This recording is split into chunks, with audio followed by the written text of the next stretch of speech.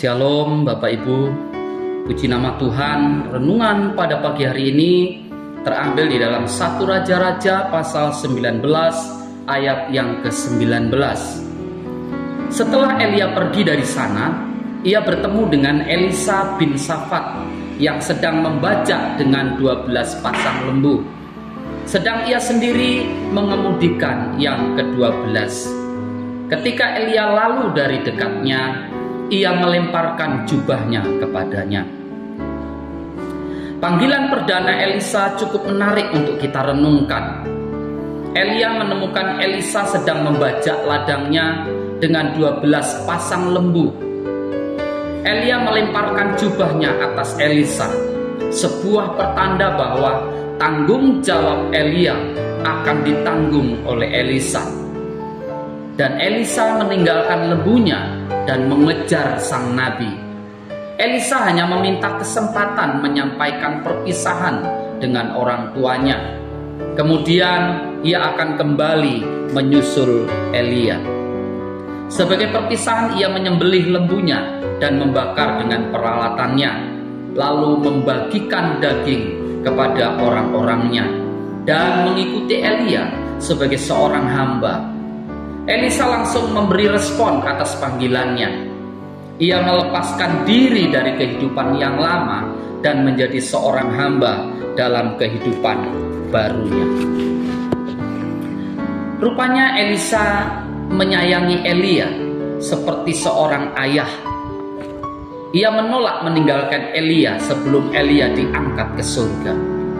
Meskipun ia sudah disuruh pergi oleh Elia, pada akhirnya Elia memperbolehkan Elisa menemaninya. Dan ia bertanya, apa yang dapat ia perbuat bagi penerusnya? Elisa meminta diberi 2 kali lipat porsi roh Elia.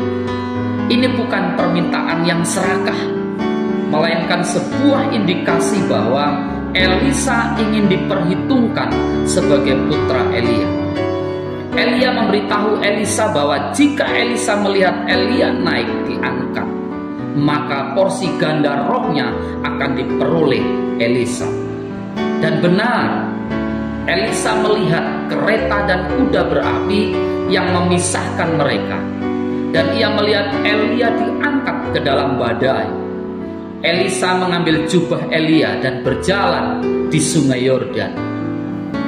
Elisa memukul air dengan jubah itu, dan sungai itu terpisah, sama seperti yang terjadi bagi Elia. Para nabi lain yang menyaksikan peristiwa ini menyadari bahwa roh Elia sedang hinggap di atas Elisa. Bapak Ibu Saudara sekalian, setiap umat Kristiani terpanggil atau dipanggil untuk menempuh jalan yang luar biasa, jalan iman, jalan yang membutuhkan keberanian, jalan yang tidak ada jalan untuk mundur. Panggilan untuk menjadi seorang Kristen adalah suatu panggilan yang luar biasa. Betapa sedikitnya yang mampu mencapai puncaknya. Betapa sedikit orang yang mengutamakan kepentingan Kristus dan kepentingan mereka sendiri lebih diutamakan. Jika orang Kristen mendahulukan kepentingan Kristus, maka kepentingannya menjadi kepentingan Kristus. Dalam mengingat panggilan Elisa, kita harus memperhatikan bahwa dia sedang dipanggil ketika sedang membajak ladangnya. Panggilannya tidak datang melalui mimpi atau pengalaman di puncak gunung, namun hanya ketika dia dengan setia melakukan pekerjaan yang menjadi panggilannya. Ketika kita setia dengan panggilan Tuhan, Dia seringkali akan memanggil kita untuk melakukan lebih banyak lagi. Ketika kita setia dengan apa yang kita tahu bahwa Tuhan memanggil kita, Dia sering membuka pintu untuk lebih banyak hal atau mengungkapkan langkah selanjutnya. Barang siapa ingin menjadi besar di antara kamu, hendaklah ia menjadi hamba-Mu. Dan barang siapa ingin menjadi yang pertama di antara kamu, hendaklah ia menjadi hamba-Mu. Demikian pula Kristus merendahkan dirinya dengan menjadi hamba dan memberikan nyawanya bagi manusia. Dan oleh karena itu Allah meninggikannya dengan membangkitkannya, mendudukkannya di atas tahta di surga, dan memberikan nama di atas segala nama. Mari kita lakukan bagian yang mampu kita kerjakan.